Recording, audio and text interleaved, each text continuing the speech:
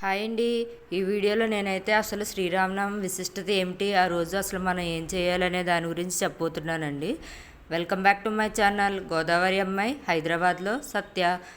మీకు కనుక నా వీడియోస్ నచ్చినట్లయితే లైక్ చేయండి, షేర్ చేయండి అండ్ సబ్స్క్రైబ్ చేసుకోండి ఫ్రెండ్స్.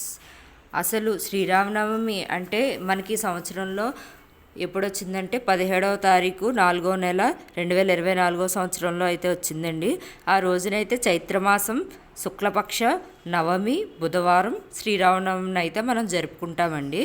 రామ అనే అంటే ఓన్లీ కేవలం 2 అక్షరాలు మాత్రమే కాదండి, అదో మహాశక్తి మంత్రం. ధర్మానికి ప్రతిరూపమైన శ్రీరాముడిని కీర్తిస్తూ భక్తజనం పండుగ జరుపుకుంటున్న శుభతరుణం ఇది.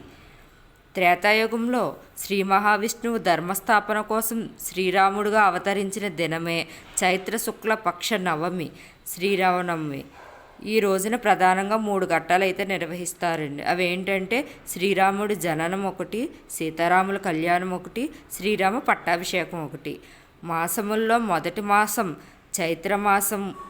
సనాతన ధర్మంలో సంవత్సరంలో తొలి పండుగ, తొలి పూజ చైత్ర శుక్ల నవమి రోజు చేసే శ్రీరామ నవమి పూజ లేకపోతే వ్రతం అండి. ఆ రోజు మనం చేసుకునే కళ్యాణం దేవుడికి.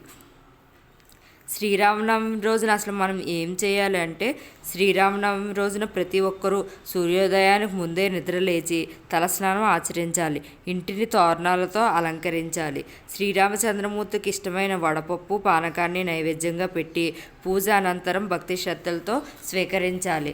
రామనామ స్మరణ చేయటం, రామనామ ధ్యానం చేయటం వలన పాపాలు తొలగి జయాలు సిద్ధిస్తాయి. మనం ఎక్కడైనా కళ్యాణం జరుగుతుంటే వెళ్ళి వీక్షించాలి. మనం ఆ కళ్యాణ తలంబ్రాలని అక్షింతల కింద తెచ్చుకొని, మనం ప్రసాదం కింద తెచ్చుకొని, మనకి ఏదైనా శుభకార్యాలు జరిగేటప్పుడు వివాహ వేడుకల్లో కానీ లేకపోతే పుట్టినరోజు, పెళ్లి రోజులు ఇలాంటి శుభకార్యాల్లో మనం నార్మల్ అక్షింతల్లో కలుపుకొని వాటిని వేసుకోవడం వల్ల మనకైతే మంచి జరుగుతుంది. ఎవరైనా వివాహం కాని వాళ్ళు ఉంటే కనుక ఆ కళ్యాణ అక్షింతలను అయితే కనుక పరవన్నం కింద వండుకొని దాన్ని తింటే కూడా కళ్యాణం తొందరలోనే జరుగుతుంది. రామ అనే పదానికి అర్థం రాక్షస ఏన మరణం యాంతి. రామ అంటే ఎవరిచే రాక్షసులు మరణించెదరో అతడే రాముడు అని అర్థం. రామనామమును తారక మంత్రమని, తారక మంత్రం అంటే తేలికగా దాటించేది అని అర్థం. ఏ మంత్రం చెప్పినా దాని ముందు ఓం అని తర్వాత నమః అని ఖచ్చితంగా వాడాలి.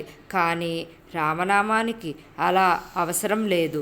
శ్రీరామ శ్రీరామ అనుకుంటూనే విష్ణులోకాన్ని పొందవచ్చని పురాణాలు తెలుపుతున్నాయి.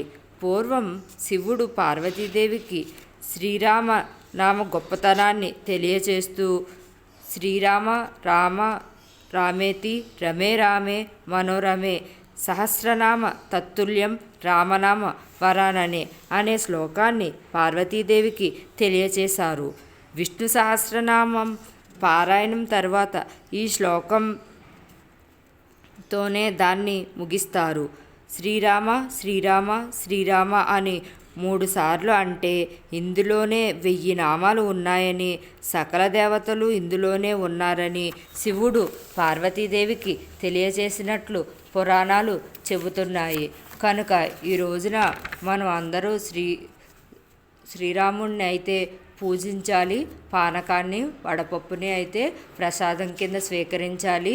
ఈ కళ్యాణ తలంబ్రాలు మనం అంతా పూర్తయిన తర్వాత, కళ్యాణం పూర్తయిన తర్వాత మనమైతే కొన్ని ప్రసాదంగా కళ్యాణ తలంబ్రాలు అయితే తెచ్చుకోవాలి.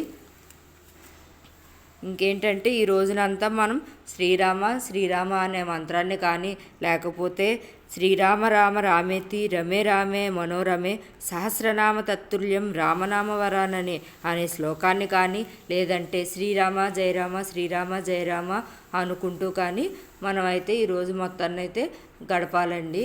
ఈ రోజునైతే శ్రీ సీతారాముల వారి కళ్యాణం అయితే జరుగుతుంది. నా వీడియో నచ్చినట్లయితే లైక్ చేయండి, షేర్ చేయండి అండ్ సబ్స్క్రైబ్ చేసుకోండి friends. Thank you for watching my video. ఇంకో వీడియోలో నేనైతే మీ ముందుకు వస్తాను. Thank you.